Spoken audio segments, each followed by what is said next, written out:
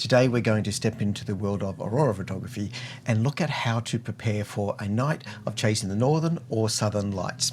You can shoot auroras on any LUMIX camera, but for this video we're going to focus on the LUMIX S5 Mark II, S5IIX and S9. These are full frame sensors with a special trick that helps to maximize your image quality when shooting in very low light conditions.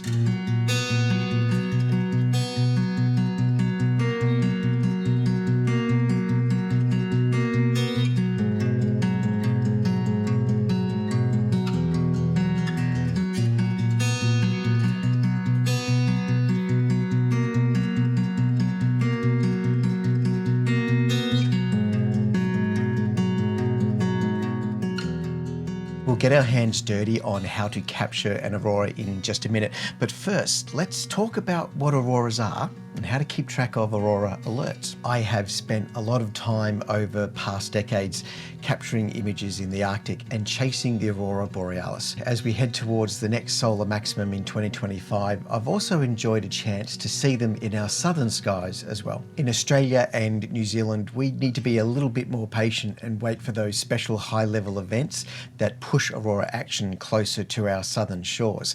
In the Arctic, however, people live a lot closer to the aurora activity, and even a modest solar wind can generate an impressive light show that dances over your head. Auroras are caused by solar winds that lash the magnetosphere of the Earth. These are waves that contain particles and magnetic field that get cast off by the sun during coronal mass ejections. It usually takes days for these waves to arrive from the sun, but the exact speed can vary. And that's why auroras are so hard to predict. The precise angle and speed of solar winds are very difficult to measure until they get closer to the Earth. Once closer to the Earth, we do have a couple of satellites that are specially positioned to monitor for solar winds. When something interesting is coming our way, those satellites give us up to an hour's notice of what is about to happen. There are special websites for tracking the space weather, and that can help you to get alerts to possible aurora storms and accurate information on what those nearby satellites are observing. I posted a link here to the current live aurora predictions, which you can access via my website.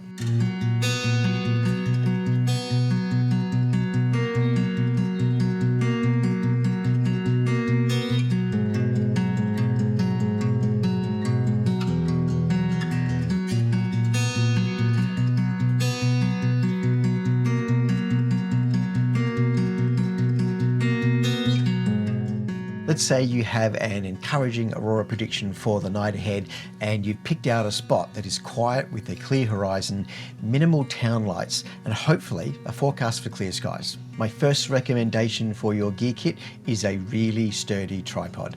I know it hurts to spend money on tripods and the good ones are not cheap, but you don't want a tripod that has any kind of flex or vibration when the wind blows or when you tap the shutter. You want a good tripod. This is even more critical when capturing a time lapse of the auroras. A sturdy tripod is absolutely essential. The next challenge will be your choice of lens.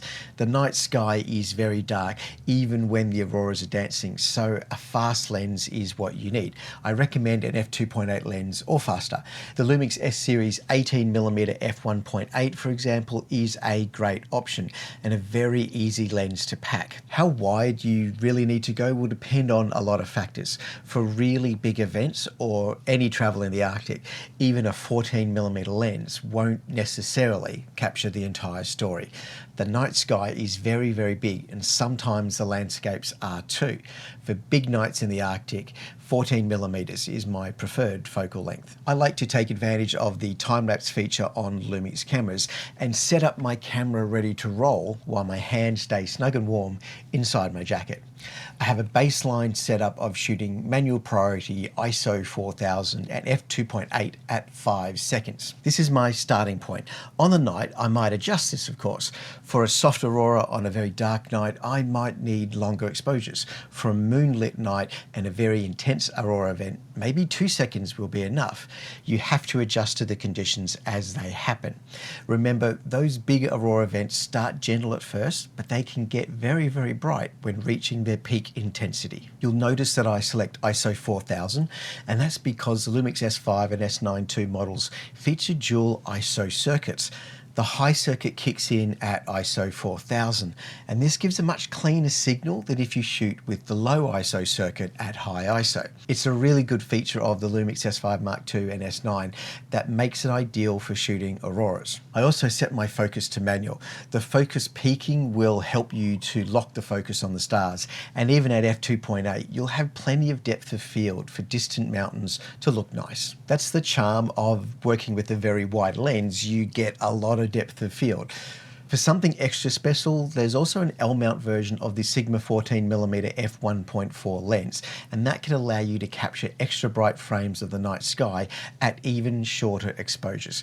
But you do have to be careful when focusing at f2 or faster, as there's not much room for error. If you're shooting with a very wide lens and it's limited to f4 when wide open, that's not necessarily a problem.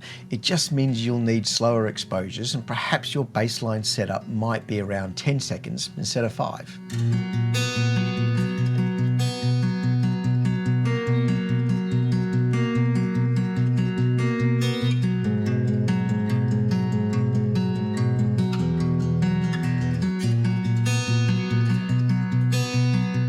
I like to take advantage of the custom settings on the LUMIX cameras as well and save my baseline into a custom setting.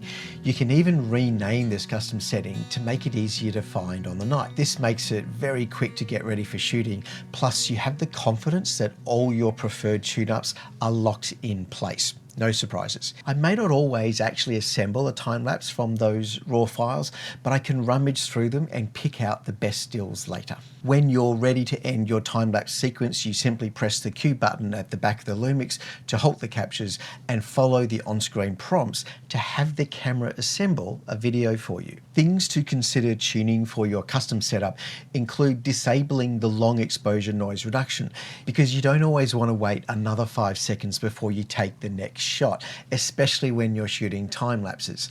I also turn off the IBIS, the inbuilt image stabilization, because it is actually smart enough to try to move the sensor to track the stars between frames. And for time lapse or star trails, that's definitely not what I want. Even the white balance is something I like to manually lock down for my auroras, because I prefer a cool night sky to warm. So locking in daylight lets me see a more indicative rendering on the back of the screen. And that reminds me to warn you that when you're previewing your images in the dark at night, no matter how dim or bright you set your screen for shooting at night, it's my experience that we always tend to overestimate the exposure when we look at it on the back of the camera. We think it's bright enough, when in fact it can easily be 1 or 2 stops underexposed. It's only when we get those raw files back onto our computer that we realise the shot was actually underexposed, and then we end up having to push the raw file in post. And that's a recipe for maximising noise instead of minimising it. The more you push a badly exposed file, the more the noise is going to jump out. It is always better to push the ISO range of the camera or just expose for longer, instead of underexposing and trying to lift it later in post. Aim for something that looks super bright in the night to avoid disappointment later.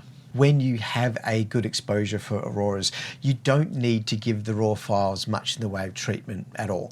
You will want to apply noise reductions on those dark nights and to fine-tune the white balance and saturation to suit your tastes. Moonlit auroras already have a nice blue sky, which brings out a lot more of the vibrance in the green hues. Dark nights, by comparison, have a little less intensity in the colour, so there is a temptation to simply crank that up in Photoshop, but that can end up looking very unnatural and you might lose some of the total range as well. Oversaturating your colours is not always the best way to go. My recommendation is to be gentle, just like the auroras.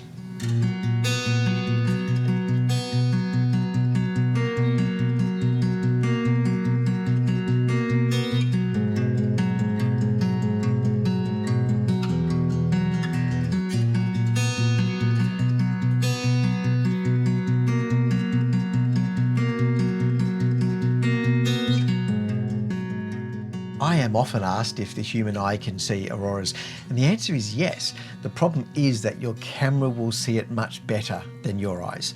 The deeply saturated images you see on social media are not quite what the human eye manages to see in the dark of night. The camera simply sees auroras better. They collect a lot more light. For me, the camera has allowed me to enjoy the aurora experience even more. The camera reveals that extra detail and beauty of what's happening in the Earth's magnetosphere. And by capturing a time lapse and speeding up those slower sections of movement, we get to better connect with the shape-shifting dance of the auroras. I enjoy the time-lapse mode for one other reason too. It allows me to step back away from the camera and just gaze up at the sky and take it all in. I get to be 100% present in the moment while also 100% capturing it with my camera. I love the way photography can not only capture moments to remember for a lifetime, but simply bring you closer to those moments and enjoying the world we live in. Thank you for joining me, and good luck on your next aurora chase wherever in the world that might happen.